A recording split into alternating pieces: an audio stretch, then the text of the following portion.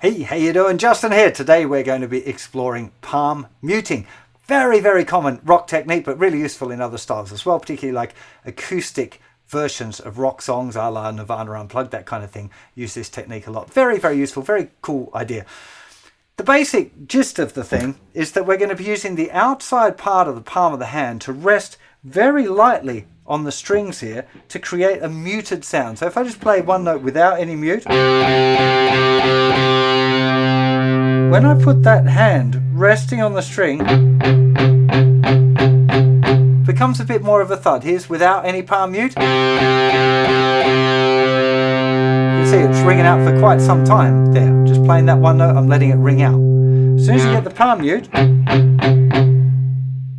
fades out a lot sooner. It becomes a bit more of a thud. It often gets called chugging when you're doing this sort of stuff. So if we have a G chord and we play, that would be referred to as chugging on a G. Normally chugging eighth notes like 1 and 2 and 3 and 4 and 1 and 2 and 3 and 4 and... So where do you position your hand? This is often the question I get asked most about palm muting. And the truth is that it depends on lots of different things. How much distortion you're using, the kind of palm mute you want, you know, your playing style, how hard you're picking. So basically you have to experiment a little bit with it. So if I'm just going to put a C power chord on here. Now, if I put it like right on the edge, so I'm hardly getting any at all, not really noticing any difference there.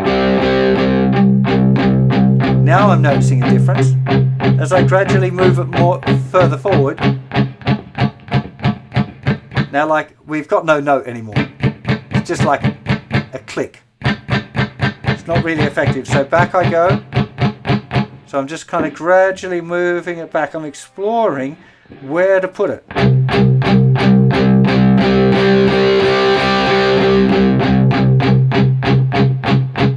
Because there are times where you want it to be quite clicky. Other times you want it more notey. The thing with palm muting is that you have to experiment. There are so many variables. It depends a bit on the type of pick you use, how hard you're picking, how much gain you're using, how much distortion you've cranked on your sound. If there's very little or you're playing acoustic guitar, you might need a little bit more palm muting to get a click, but a little bit less if you want the note to ring out. So you really have to experiment a bit, and you'll probably find that with a bit of practice, you end up moving your hand almost subconsciously to control the amount of palm muting that you're going to get. You just want to explore it. Okay, that's the first thing. It's really important. It's just exploring it.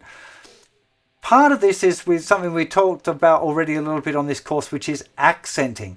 So definitely within a palm muting thing, putting an accent on the 2 and the 4 is going to really help drive things along a bit. This sort of 1, 2, 3, 4, 1, 2, 3, 4.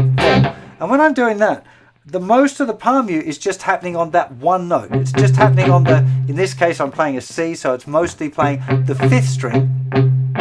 And then I'm pushing through to play the other notes on the 2 and the 4. 1 and 2 and 3 and 4 and 1 and 2 and 3 and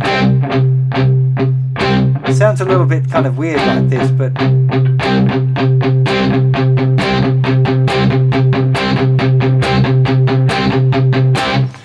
what you will find with palm muting is that there's a certain bounce to the feeling of it. And it was something I definitely noticed in the left-handed practice, was that when I first started doing it, it felt very rigid and very tight and a little bit uncomfortable. But after a couple of sessions of practice, I got the bounce. I was like, oh yeah, now I got it, you know. And then I didn't get it for a little bit, and it took a while before it started to come back regularly. But that's the thing that you want to be watching out for, is that feeling. It just feels nice and relaxed, and it's almost like the pick hand is bouncing in the strings. Again, I do it right-handed. It's kind of effortless.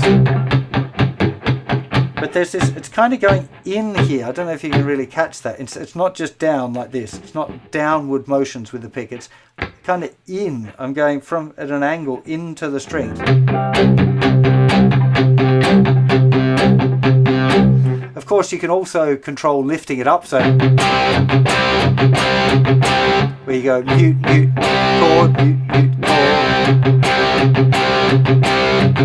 These are the kind of things that we'll talk a little bit more about in the dedicated rock course.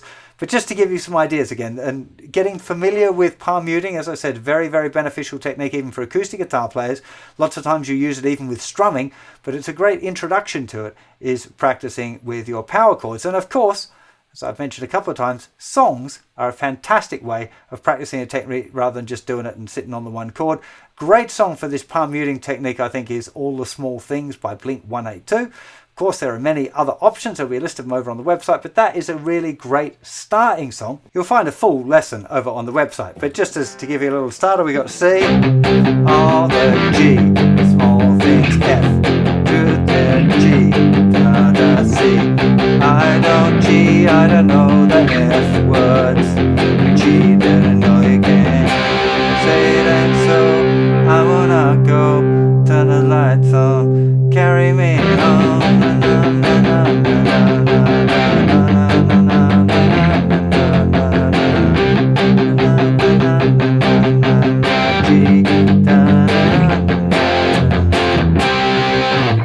I mean, it's just a fantastic song for getting that palm muting down. It's a little bit up tempo. If you're completely new to this sort of stuff, you might find it a little bit challenging, but I think it's well worth it. I really hope you enjoyed this lesson, and I'll see you for plenty more very soon. You'll take care of yourselves. Bye-bye.